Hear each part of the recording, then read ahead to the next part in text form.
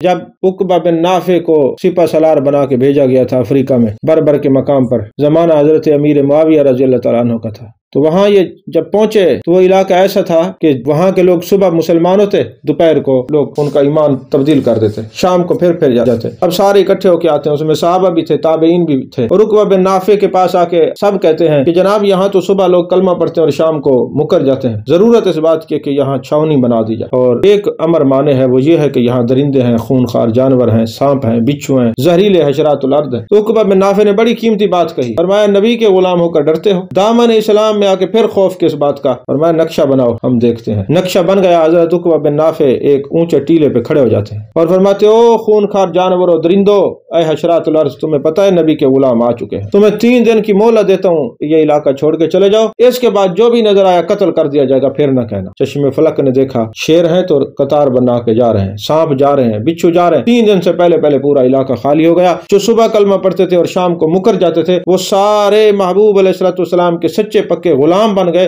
کہ جن کے غلاموں کی شان یہ ہے تو امام الانبیاء کی اپنی شان کیا ہو۔ اور پھر لوگوں نے کہا حضور یہ تو کام آسان ہو گیا، غلامی مصطفیٰ صلی اللہ علیہ وسلم کا اظہار کر دیا، یہ نبی کی غلامی کی کرامت تھی، یہ محبوب کے حسن کی خیرات تھی، یہ محبوب کی نالین کا دھومن تھا کہ صحابہ نے ایک دفعہ کہا تمہیں نہیں پتا نبی کے غلام ہے، پتہ چلا غلامی میں جو طاقت ہے وہ کسی اور چیز میں طاقت ہے نہیں۔ تو محبوب علیہ السلام کے غلاموں جب دوسرے صحابہ نے اور تابعین نے کہا عقبہ بن نافع پانی نہیں ہے، فرمایا مسئلہ ہی نہیں ہے، آج کو کوئی پیر ہوتا تو وظیفہ بتاتا، تویز دیتا، لیکن انہوں نے وہ کام کیا جو جانے کائنات مصطفیٰ جان رحمت صلی اللہ علیہ وسلم نے ارشاد فرمایا۔ ہم نے فرمایا کوئی ضرورت پڑے صلاۃ الحاجات پڑھو، اپنے رب کے ساتھ رجوع کرو۔ میں نے بڑے اولیاء کو دیکھا ہے وہ تویز نہیں دیتے، کوئی چکر نہیں ہے، بس جو ان کے پاس آتا ہے راتوں کو نوافل کی نماز پڑھ کے کہتے ہیں میرے مالک ان لوگوں کو گمان ہے کہ میں تیرا دوست ہوں، تیرا بندہ ہوں، تو مجھے نہ دیکھ، اپنے نام کی لاج رکھ لے، ان کو عطا کر دے۔ یہ محبوب کا بتایا ہوا طریقہ ہے۔ والذین یبیتون لربہم سجدا وقیاما کا مصداق ہو کر ساری رات مخلوق خدا کی بھلائی کی دعائیں کرتے ہیں۔ سنت میرے محبوب کی ہے کہ آپ نکیلے پتھروں پر جبین نیاز جھکا کر رب حبلی امتی کی دعائیں فرمایا کرتے تھے۔ حضرت عقبہ بن نافع بھی مصلی بچھا کے نوافل ادا کرے، میرے مالک تیرے نبی کی غلامی کام آ ہی گئی ہے، سارے جانور درندے خونخوار سب چلے گئے، پانی چاہیے، تو ساتھ آپ کا گھوڑا بندھا ہوا تھا، گھوڑے نے جب ٹھوکر ماری تو چشمہ پھوٹا، آج تک وہ افریقہ میں وہ